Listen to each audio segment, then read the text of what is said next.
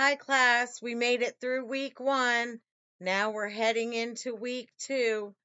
Week 2, you have 5 sim charts assignments to complete. And I want to remind everyone one thing I noticed this past week was that there, don't forget to turn your pop up blockers off. Your pop-up blocker, you will see up at the top right of your screen. If you have your pop-up blockers on, you'll see a square box and it has like a red circle in it. And if you click on the red circle, it'll say allow or not allow. Click allow, and then you can close that out and back out of your canvas, and then go back into your canvas, click your Sims chart on the left hand side, and it should go right through for you. I also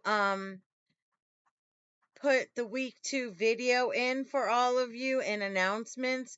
So if you review that, I went through again how to turn off pop-up blockers, whether you do it through the box at the top or whether you do your pop-up blockers through settings, which is done with the 3 little dots at the top right hand of your computer.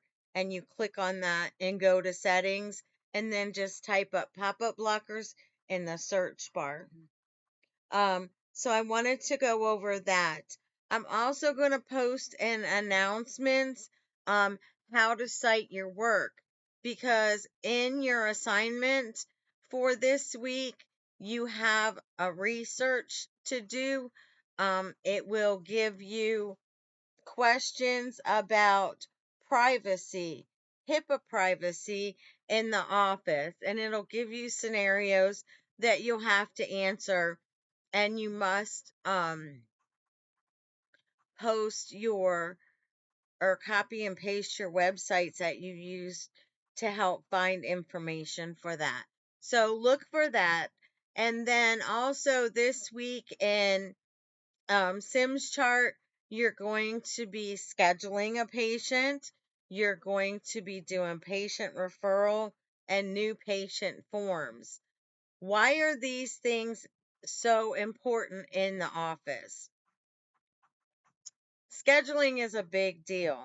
When I worked at the cancer center here at our local hospital, um, one time it happened because we had a really awesome scheduler and she like never made any errors. But with the scheduling, the one thing about the electronic health record is a lot of people have access to the same things. And in our situation, I worked in the radiation department. So we had the people that did the actual radiation treatments in the back. And then we had the front office staff that were scheduling office visits.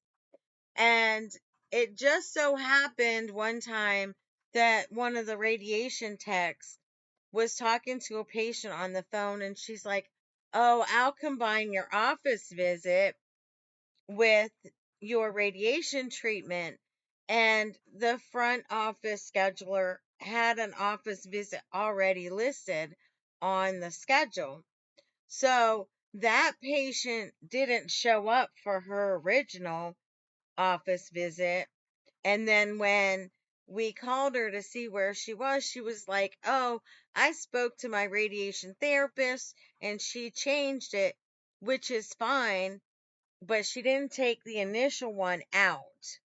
So that is one of the big things about scheduling and having an EHR with multiple users. You have to be very careful that if you change or delete a appointment, or you add an appointment, or you're combining an appointment, you don't forget to take that original appointment off, so that the doctor's not thinking, "Oh, on Tuesday, Mrs. Smith is coming in. but Mrs. Smith has actually changed her appointment to Thursday. Referrals are also important in the medical office setting because a lot of times, depending on your type of insurance that the patient has, if they don't have that referral number when they come in and we submit the claim, we're not getting paid. So we need to be sure that if we're the office that is to request the referral, that we do that before the patient comes in. So we have that number to put on the claim form, because if you don't have that referral number, you're not getting paid.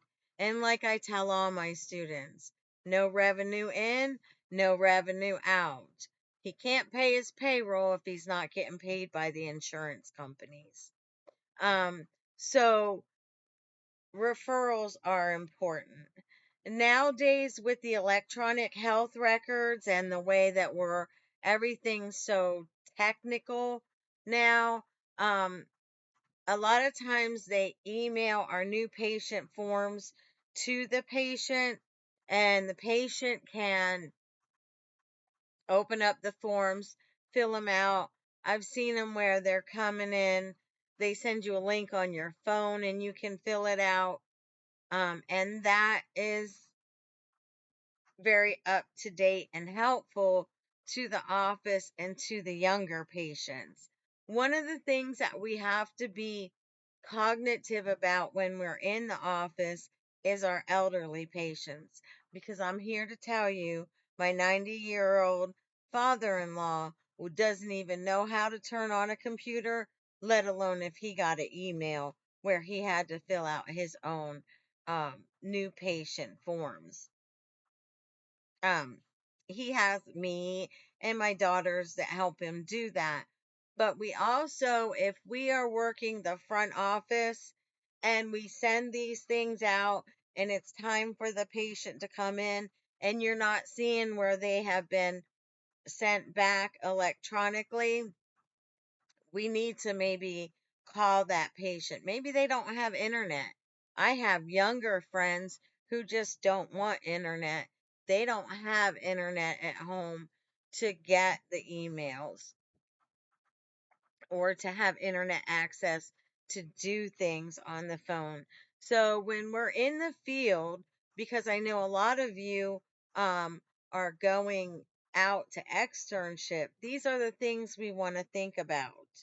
Um, Especially if you're working the front office. I know a lot of us are like, oh, I only want to do the back, but that's why we're teaching you the front, so that you're more marketable when you get out there. Hopefully, you get hired from externship and you love the site that you're at. But if you have to go and find another job, the fact that you know both makes you more marketable. So if you are working the front, and these are the things you want to be cautious about with your scheduling. Make sure that you're not, if the office tells you to double book, you can double book. And as we go through the semester, if you watch my videos in Sims Chart, I will show you how to do that. I will show you how that all works. With the scheduling, you have block scheduling, there's different types of scheduling. And you want to be sure that you get your referral requests out in a timely fashion so that you have that when the patient comes in so you can get paid. We want to be cognitive of our new patients, that they're able to do the online patient information. I did mine online and I got to the doctor's office and they didn't have everything they need, so it didn't go through. Um, and then it was like this big rush, big deal. Oh, we need this. And I'm like, well, I sent it to you. And here I am on my phone trying to look for this paper while they're calling me in the back. And I was like very frustrated that they didn't check that prior to me coming in. So, I also want to say you all rock. I'm so proud of you because you all did an awesome job. It was the best first week I've had in a long time with the new classes that everybody logged into their Sims chart. They did their Sims chart assignments. I'm so proud of all of you. So, I will also post my drop in for this week in announcement shortly. So I hope you all have a good evening and please contact me like you have been via text or email um, to let me know if you're having any problems so we can get it fixed. And I will see you or talk to you soon.